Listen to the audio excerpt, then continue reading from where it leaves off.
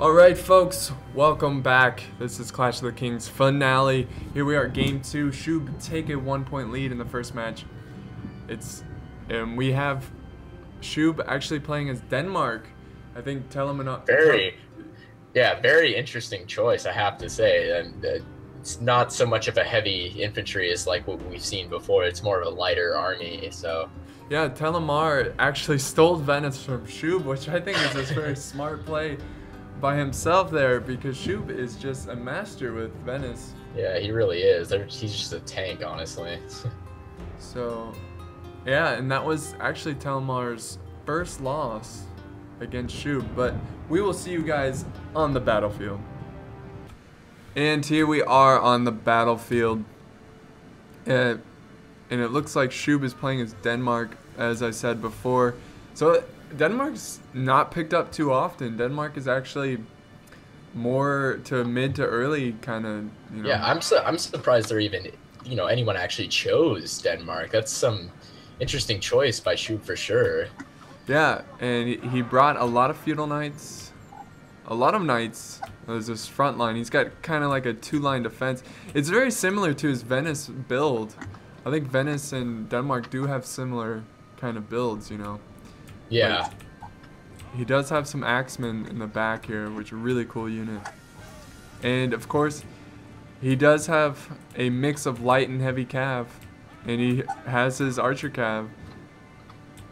Good old archer cav. It's hard to see Shub without some type of skirmish cav. Yeah, definitely.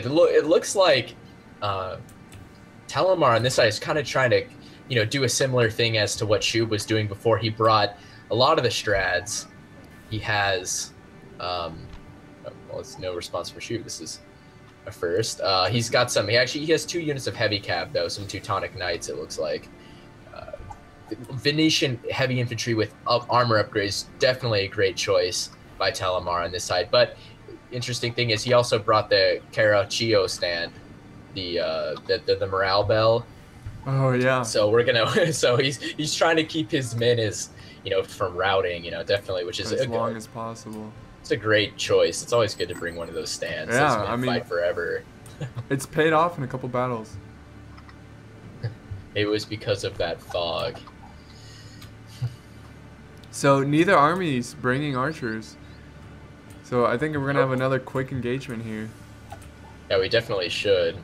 Both of them bringing the rush armies. Red versus red right here. Yeah, it's gonna be hard to tell what's going on.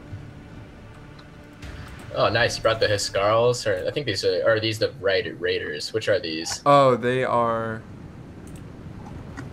the Raiders, the Viking Raiders. Yeah, definitely a good unit. They're actually really tough. Yeah, for light armor. Great for maneuvering and flanking.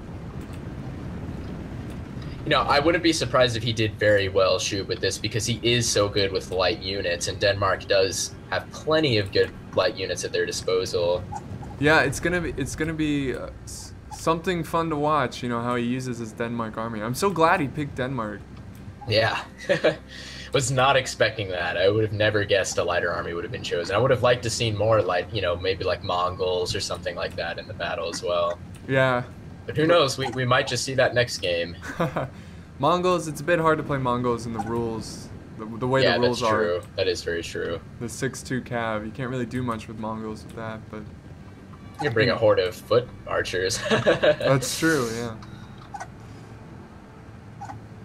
There goes him being pestering again. Geez. Oh, he's gonna go right into the pikes. I'm not sure if that's such a right into the pikes. Wow, yeah, actually kind of worked. Yeah, he did pretty well. Those broken lances, surprisingly. He just has to retreat. He can't hang around there too long. He's sitting right into the units, the pikes here with the mounted crossbow. I'm not really sure what he's trying to do with these mounted crossbowmen, but he's standing just far enough to not be hit by any of these pikes. And we've got a cav battle behind Telemnar's army here.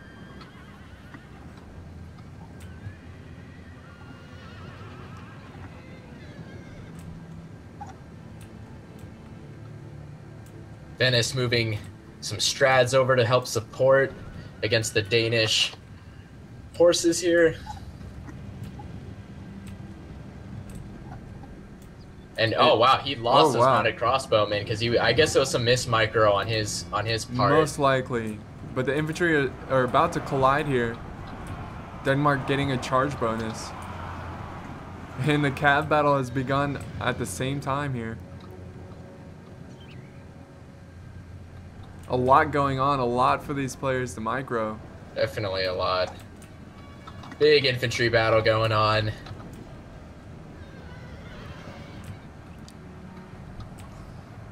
Some Knights Hospitaller throwing it down. These Danish Knights. I definitely think Shub needs to win the cav battle to win this battle. I don't think his infantry... His infantry definitely aren't going to win against the Venetian heavy infantry. Plus, they have the support of the Carraccio stand, so that is not good for Denmark. He needs to get behind him and start hammering anviling. Yeah, well done by Telemnar. Some Viking raiders coming up and trying to hit those Venetian horsemen. Really just trying to support his cavalry on his flanks here. He also has some sword staff militia. Nicely done. He's really hitting those Knights Hospitaller from Venice. The pike militia, they're doing a great job. I think Telemnar, all he really needs to do to win this battle, I think he should just draw out this cav fight here, make it long as possible. Exactly. Once the Danish start cracking, it's going to be very bad for Shub. Right. So he just needs to hold strong. His infantry line will hold. He just needs to win this. Yes, too strong of a formation, definitely. He's got too many knights and heavy infantry as well as pikes. You know, really just keeping the men at a distance. But we do have some flanking by Shub over here. Shub is flanking around from Telemnar's perspective, his right side. Right side. I see that. Yeah, with the feudal knights. Nice movement by Shub. And got some hammer and anvil from look Strad. At this. Nice hit by Telemnar. Yeah, well done. He's got two units, two Denmark units routing there. Looks like we've got another hit. Unit's about to. Hiscarl's about to be sandwiched right here. Ooh, and that's a nasty hit from the Strads right into the Hiscarls. Nice move. A close game. More rear charges. This is not looking good for Shub. Definitely not looking good for Shub. He's just running all over the place with these Strads. Telemnar is making great use of his light cav.